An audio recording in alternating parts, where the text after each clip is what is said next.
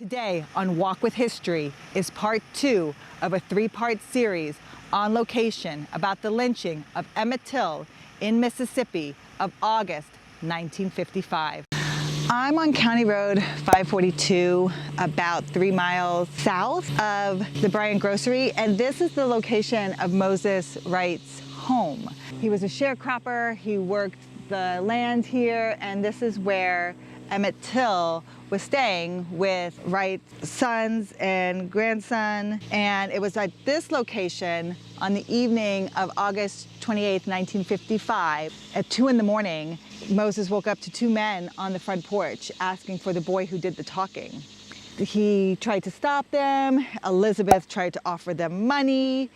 They did everything they could to kind of talk him out of it. It was J.W. Milam and Rosa Bryant that were on the front porch. And Milam had a .45 pistol and a flashlight. And they went room to room looking for Till. And when they found him, they told him to get his clothes on. Wright says that he heard a voice softer than a man's when they brought Emmett out to the car asking, "Is this the boy?" And the person saying yes. People believe that was Carolyn Bryant. She has never verified that, but people believe that was her. That'll be the last time anyone in his family will see Emmett alive. Elizabeth will try to start calling people, calling Emmett's mother. Moses, at one point in the morning, will go to the Bryant grocery and knock on the back door. Carolyn will say that she heard that, but she didn't get up and answer it. But this is the location he is taken from. We will start the murder of Emmett Till here in Money, Mississippi. I'm outside Drew, Mississippi, and this is the shed where Emmett Till was beaten for hours. Leslie Milam helped oversee this plantation, and so J.W. brought him here with his half-brother Roy. It was here on the early morning of August 28th that a Willie Reed saw the truck drive by with J.W. and Roy and Leslie and Emmett in the back, taking them to this location. He also heard the sounds coming from the shed. This is private property, so I am on the public road. It's on the outskirts of Drew. It's not in the city of Drew. The shed is right there behind me. And there have been studies where they've tested the blood and they've dug out the blood. The FBI has been in there doing studies as well. This is where people believe he was killed. I'm gonna leave this rose here. I don't want to bother the people who actually live here, so I'm gonna just leave it on the lawn. And you can see the shed off in the distance there.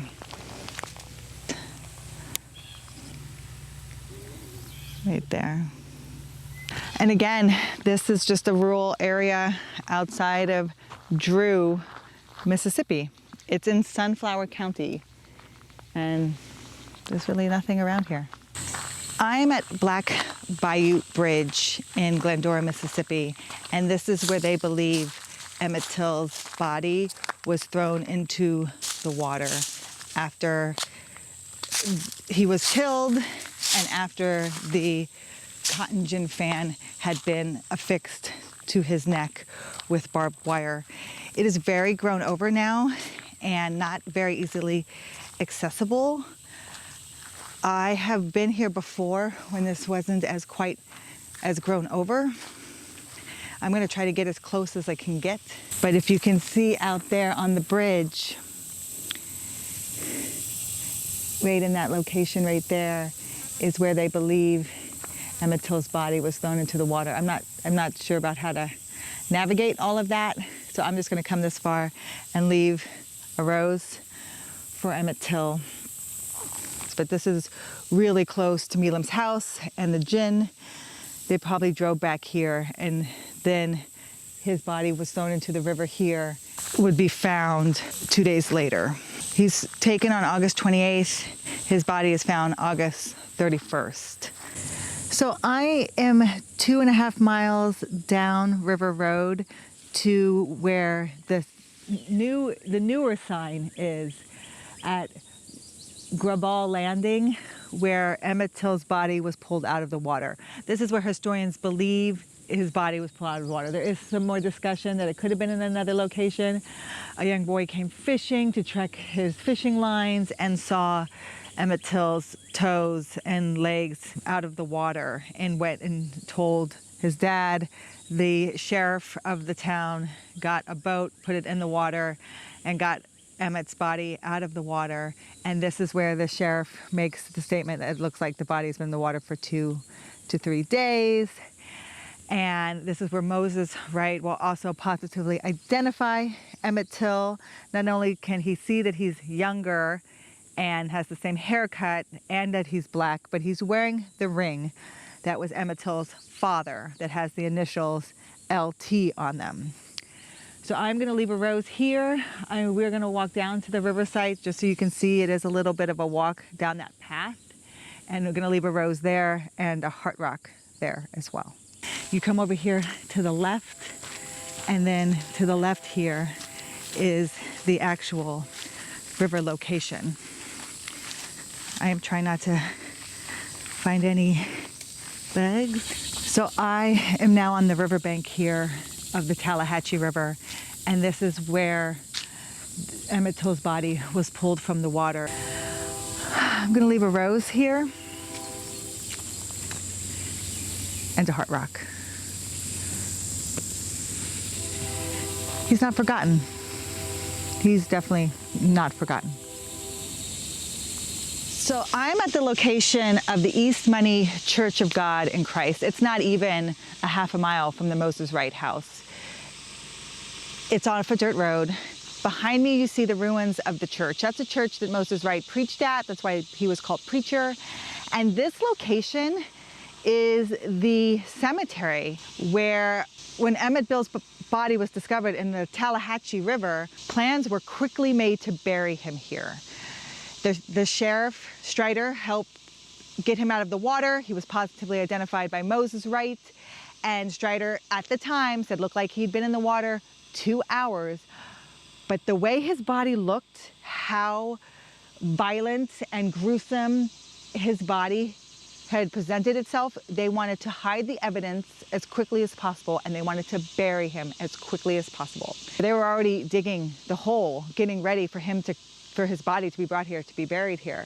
And it was actually Elizabeth got in touch with her brother-in-law who lived in Sumter, who got a deputy sheriff to come down here after the wishes of Mamie Till, who wanted her son to be buried in Chicago. It was his great uncle, Crosby Smith, who interrupted the digging, announced that Till's mother, Mamie Till, wanted her son buried in Chicago. And he said, even if he has to drive the body back himself, she wants her son brought back to Chicago. If Emmett Till's body would have been buried here, he probably would have been forgotten, and justice never would have been found for him. And his story would not have sparked the civil rights movement like it did today. So thank goodness for Crosby Smith to get that deputy sheriff to come here and to stop them from burying Emmett's body here. The body will arrive in Chicago the following day on September 2nd. Mamie will meet it at the train station. In between that time, it is going to be taken to a funeral home where it can't even be embalmed. It has to be kind of put in formaldehyde just to preserve it. And it's under the agreement that the casket will never be open. Crosby Smith agrees to that, but Mamie Till said, I didn't. So she will open the casket in Chicago. I'm gonna leave some roses here. I'm gonna leave them here for Crosby Smith and his heroism. I'm gonna leave them here for the Wright family. I'm gonna leave them for the people who are actually buried here. And that is the ruins over there you can kind of see of the church that Moses Wright preached at. That's where the kids dropped him off that day before they went to Bryant Grocery. I'm gonna leave this rose here in the graveyard. The Moses Wright family will all go up to Chicago after the trial because they're in fear for their lives. So you won't have the Wright family buried here, but I'm gonna leave a rose here in Emmett Till's memory for the bravery of Crosby Smith. So I'm in Glendora, Mississippi at the Emmett Till Historic Intrepid Center. And this museum dedicated completely to the story of Emmett Till and his sacrifice and his importance in the civil rights movement is in the cotton gin, where they believe the fan came from that was tied around Emmett Till's neck with barbed wire. Roy Bryant, J.W. Milam, after shooting 14-year-old Emmett Till in the head, they attached the fan, weighing over 70 pounds, to his mutilated corpse. And the old gin now houses the museum dedicated to his life. I've been in the museum. It is amazing. It is like Smithsonian level amazing. I recommend it to anybody who's in the area.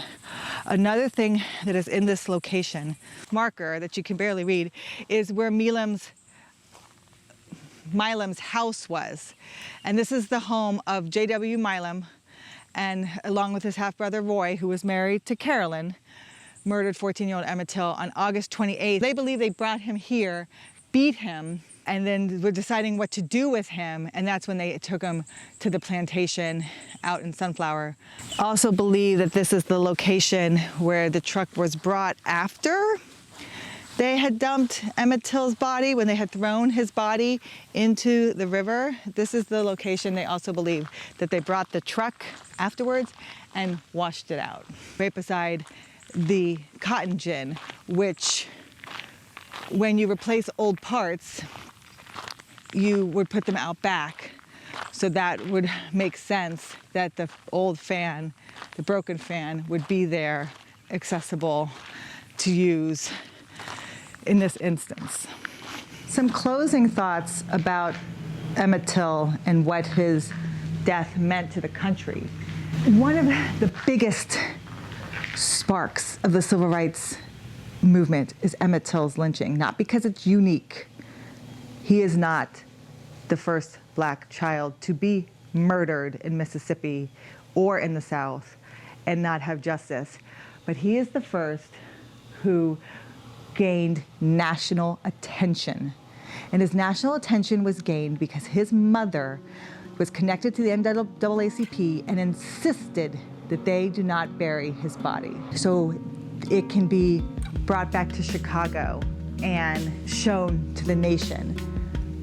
Ernest Withers will also take photographs of Emmett Till's body in the casket, and those photographs will be published in Black publications so people can see the brutality of what happens firsthand to people in the South when they step out of line in the Jim Crow social norms.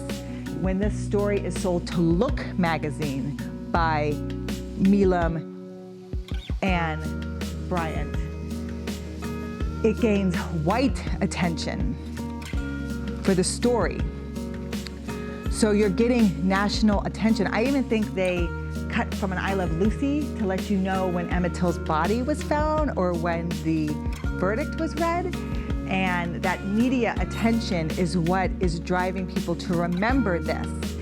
Rosa Parks will remember Emmett Till and say it's Emmett Till she thinks of to stay in her seat and not give it up, because she doesn't have to, and she's not going to. And that'll start the Montgomery bus boycott, which will inspire Martin Luther King. And then this generation of children who are seeing this in Jet magazine, if their parents are reading it, in the 1960s will start the sit-in movements. So they're inspired by Emmett, who would be their age, to change this. And Emmett and his mother are the spark of the civil rights movement. Thank goodness. On to my next Walk with History.